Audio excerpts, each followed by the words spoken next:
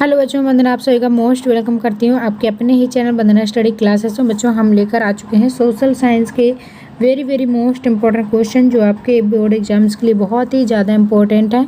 तो ये क्वेश्चन आपके होने वाले हैं 3 अंक के, 4 अंक के और 7 अंक के। ठीक, तो जितने भी आपके लॉन्ग आंसर क्वेश्चन आने वाले हैं तो उनको कंप्लीट करेंगे। ये चैप्टर 1 के हैं आपके, तो चलिए इनको पढ़ लेते हैं। अगर वीडियो आपके लिए थोड़ा सा भी यूजफुल रहा है तो वीडियो को लाइक ज़रूर कर लें, न्यू है तो सब्सक्राइब कर लें, ज़्यादा से ज़्यादा अपने दोस्तों को ज़रूर शेयर कर दें ताकि आपके दोस्तों को भी ये वीडियो मिल पाए।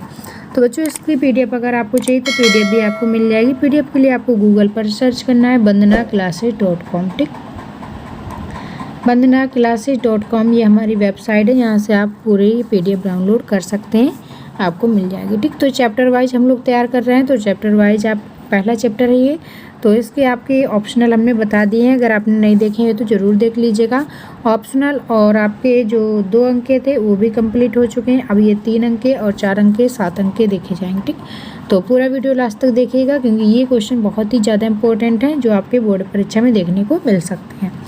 पहला क्वेश्चन है आपका, यूरोप में राष्ट्र के विचार के निर्माण में संस्कृति ने किस प्रकार महत्वपूर्ण भूमिका निभाई, उदाहरण सहित स्पष्ट कीजिए।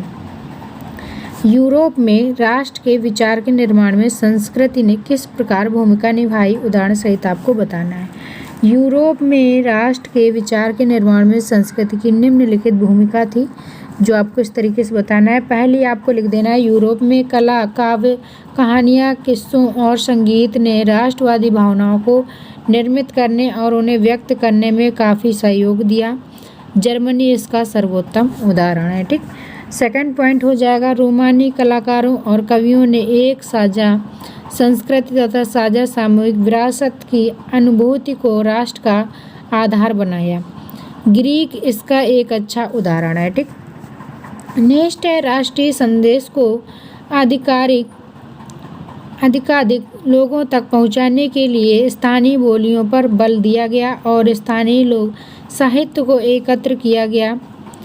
उदाहरण में आपको लिख देना है पोलैंड व जर्मनी। ठीक, नेक्स्ट पॉइंट आपको 4 पॉइंट लिख देना है, राष्ट्रवाद की भावना को जिंदा रखने के लिए संगीत का उपयोग किया गया, भाषा ने इसमें विशेष योगदान दिया। ठीक, तो ये क्वेश्चन इस तरीके से आपका कंप्लीट हो जाता है। सेकंड क्वेश्चन है, ज्यूसेप्पे मैत्सनी और कावूर ने इटली के एकीकरण में महत्वपूर्ण भूमिका अदा की, इस कथन की समीक्षा कीजिए। ठीक, तो किस तरह से इन्होंने महत्वपूर्ण भूमिका निभाई आपको एक्सप्लेन करके बताना है। ठीक, तो इसमें बच्चों आपको तैयार कर लेना है। 1830 के दशक में ज्यूसेप्पे मैत्सनी ने एकीकृत इतालवी गणराज्य के लिए एक सुविचारित कार्यक्रम प्रस्तुत करने की कोशिश की। उसने अपने उद्देश्यों के प्रसार के लिए यंग इटली नामक एक गुप्त संगठन भी बनाया।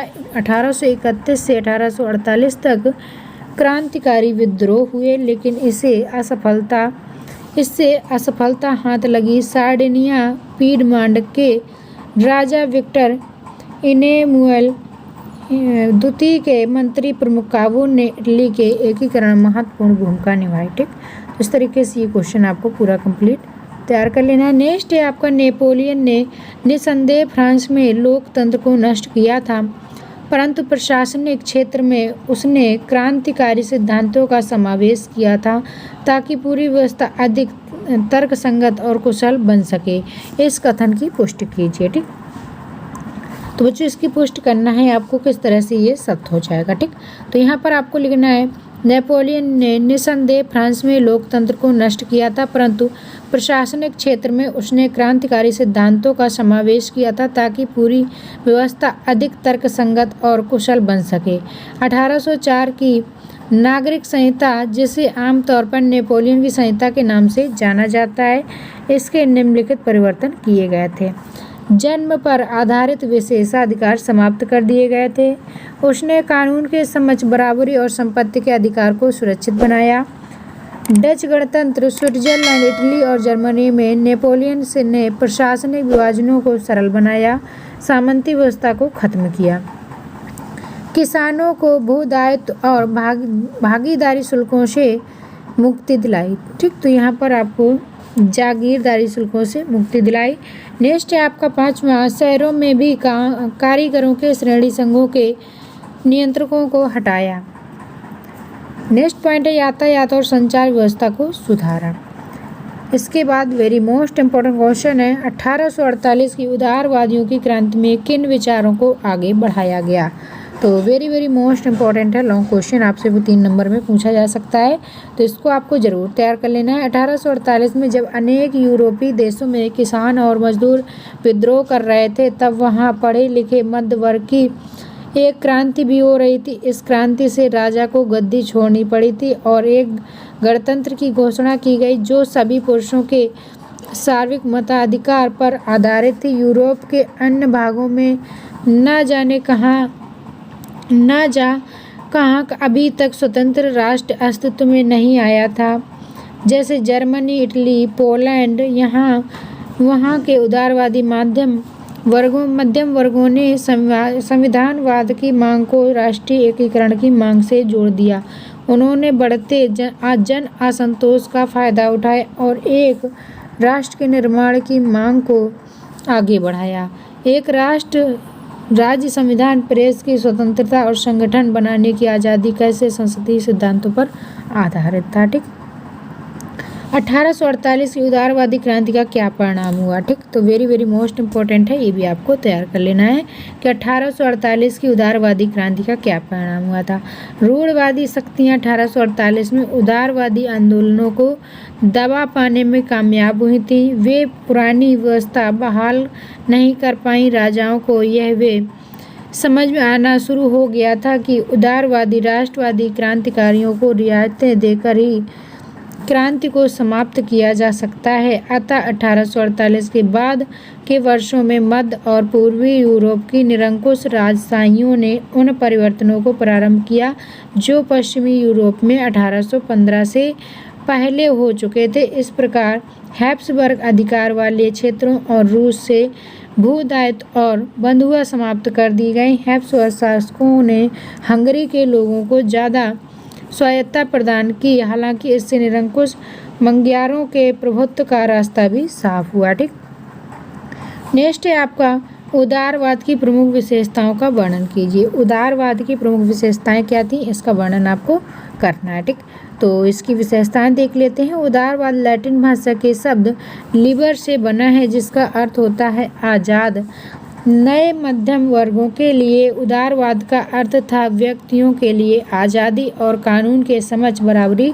इसकी प्रमुख विशेषताएं निम्नलिखित हैं। ठीक, तो विशेषताएं देख लेते हैं। पहली विशेषता थी उदारवाद एक ऐसी सरकार पर जोर देता था जो सहमति से बनी हो। नेक्स्ट है उदारवाद निरंकुश शासक और पादरी वर्ग के विशेषाधिकारों की समाप्ति, संविधान तथा संसदीय प्रतिनिधि सरकार का पक्षधर था।